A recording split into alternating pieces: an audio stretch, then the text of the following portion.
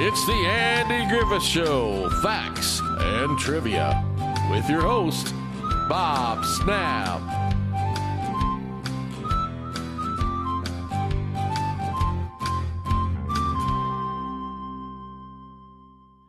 Hi guys, welcome to the Andy Griffith Show, facts and trivia. Thank you for being here. I posted a video the other day of a character that Andy didn't think was going to work out, and he was right. And everybody thought it was, well, it's got to be Warren, right? No, it wasn't. So if you haven't seen it, go back and look. I'm not going to give you a spoiler. But everybody was saying it was Warren. So I thought, I wonder what Andy thought of Warren, the character of Warren. Well, here's what Andy thought of the character of Warren. When actor Don Knotts, who was a fan favorite for his portrayal of bungling Deputy Barney Fife on the Andy Griffith Show, departed the series in its 5th season, the show's producers weren't sure how to proceed. Knotts had been bringing in viewers through his unique and carefully developed comic character. The Griffith Show brought on a new character to fill the gaps Knotts was leaving, not to replace him, because really, Knotts could not be replaced. It turned out to be a failed experiment, according to Griffith himself. In '65, Knotts announced that he'd be leaving the comedy. The decision stunned viewers who were told his decision was in order to pursue a movie career. Knotts was growing more and more popular, and the rationale made sense. However, the actor, in a conversation with the Andy Griffith Show author Richard Kelly, explained his real reason for leaving the show.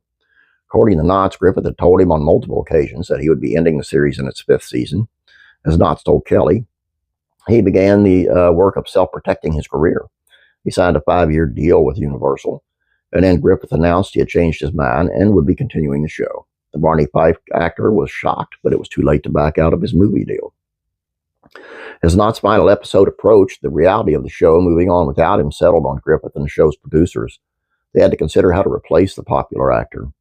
At a nightclub in San Francisco, Griffith enjoyed the comic performance of Jack Burns. Burns was well known as partner to comedian George Carlin and was clearly comically gifted. So much that, according to Griffith, we decided to make him Floyd's nephew on the show. So we put him on, and he said, we're not replacing Don. But we were replacing Don. And we were giving him Don Knotts material, Griffith told author Kelly. The character of Warren was not popular, not with fans, and even more importantly, not with Andy Griffith. Knotts was even brought back on for an episode titled Legend of Barney Fife to lend his support to the flagging replacement. It didn't help, and Burns was out after 11 episodes. Now, while Burns did his very best, at some point he was told it wasn't working. To be fair, it might not have worked for anyone to try to stand in Don Knotts' long shadow.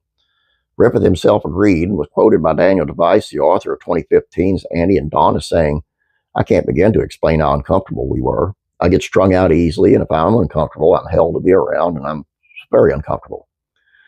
Burns was let go before Christmas of '65. I saw Jack some years later, Griffith continued, and he said he was bitter for a while, but he got over it. It wasn't Jack's fault. It was our fault. Eventually, Burns found his niche behind the cameras in the '70s, performing voiceover work. He also became head writer and producer on The Muppets' first season, co-wrote 1979's The Muppet Movie, and contributed as a writer on Hee Haw. You know, he had a really great career. He did. On the TV show Fridays, it was, I think I did a video on this, I'm not sure, I don't remember.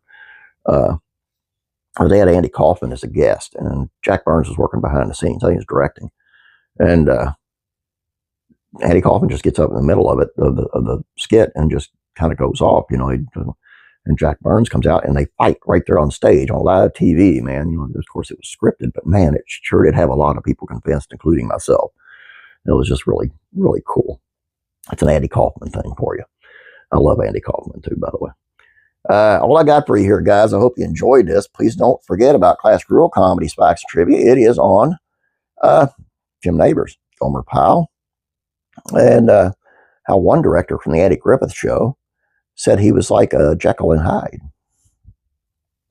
And if I can get this back there, Classic TV, Facts and Trivia are on Sanford and Son, and are there any cast members still alive from Sanford and Son? You'll find out over there. Classic Rock, Country Music, Facts and Trivia, a really weird one. Kenny Rogers used to call the Playboy Guest House just to talk to random playmates. Late in entertainment, actor Chris Tucker turns down over $10 million for a movie role over his religious objections to the content. $10 million.